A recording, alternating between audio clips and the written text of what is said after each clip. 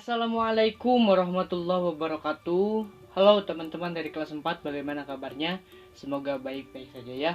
Dan dijaga kesehatannya oleh Allah, dan dijaga juga dari paparan virus corona yang sedang terjadi di mana-mana sekarang.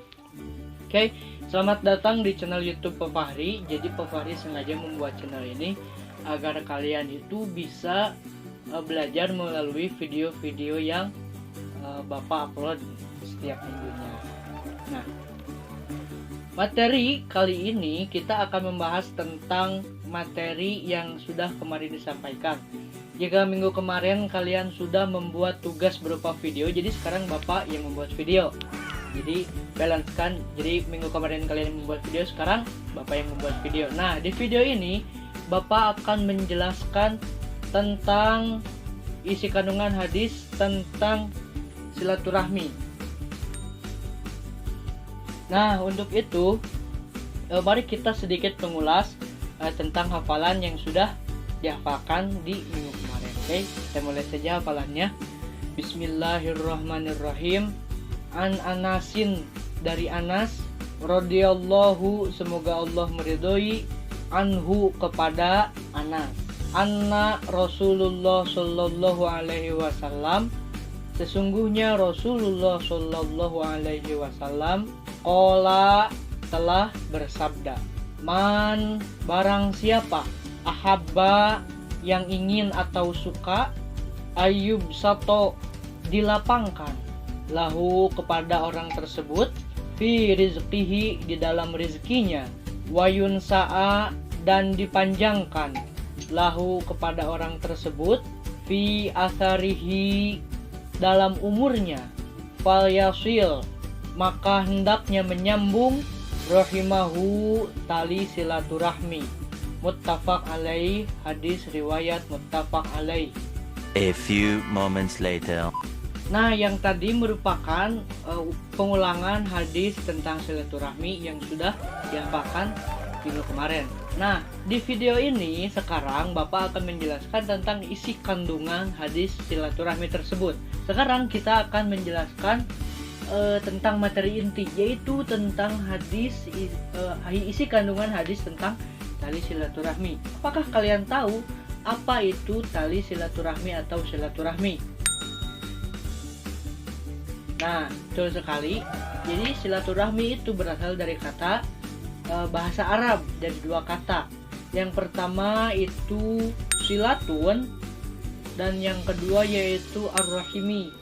Jadi silatun itu berasal dari kata wasola yang artinya menyambung, dan ar-rahimi itu berasal dari kata rohama yang artinya tali kasih sayang.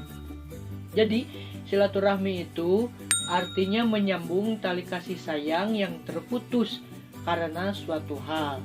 Nah, hadis tentang silaturahmi ini merupakan anjuran bagi kita sebagai orang muslim untuk terus menjalin tali kasih sayang. Melakukan tali silaturahmi itu bisa kepada siapa saja, baik kepada teman, tetangga, saudara, adik, kakak, atau siapapun. Bahkan antar sesama orang muslim atau orang Islam pun bisa kita untuk saling menjaga tali silaturahmi. Nah, di dalam hadis ini Rasulullah menjelaskan bahwa ada dua hikmah jika kita suka menjalin tali silaturahmi. Yang pertama yaitu dilapangkan rezekinya atau diberkahkan. Yang kedua yaitu dipanjangkan umurnya, seperti itu. Jadi di sini siapa yang ingin dipanjangkan umurnya lalu diberkahkan lagi rezekinya? Jika ingin, maka dari itu kalian harus suka menyambung tali silaturahmi, oke? Oke. Nah, selain itu juga selain dari manfaat yang tadi sudah Bapak sampaikan, terdapat juga banyak hikmah-hikmah jika kita suka melakukan silaturahmi.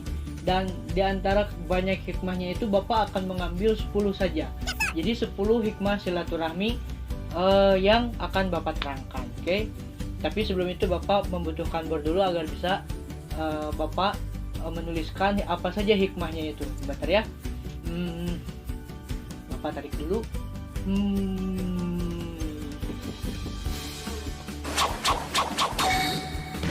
Nah, untuk sementara Bapak akan pindah dulu ke sini karena di atas itu lagi dipakai untuk ber. Nah, Bapak akan menyebutkan beberapa hikmah yang terkandung di dalam silaturahmi tersebut. Yang pertama, memperoleh keridhaan Allah. Jadi, bila kita suka bersilaturahmi, maka kita akan diridhoi oleh Allah. Maka hidup kita akan bahagia bila hidup kita itu diridhoi oleh Allah. Dan yang kedua yaitu menggembirakan sanak saudara. Karena kita bersilaturahmi itu jadi mengunjungi teman saudara atau keluarga kita. Jadi saudara-saudara kita itu pasti akan merasa senang karena dikunjungi oleh kita. Nah, yang ketiga, membuat malaikat senang atau gembira. Jika kita suka bersilaturahmi, selain dari saudara-saudara yang kita dikunjungi itu merasa senang, malaikat pun juga merasa senang.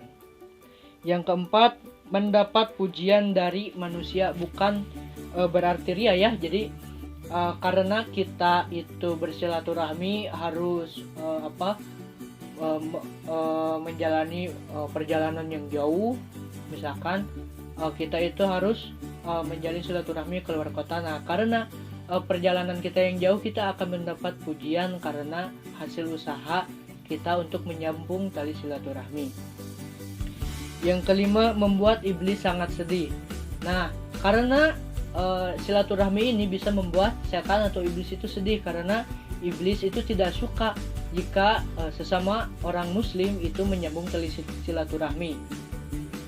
Yang keenam, menambah umur. Jadi artinya bukan umur kita ditambah, tapi dipanjangkan umurnya.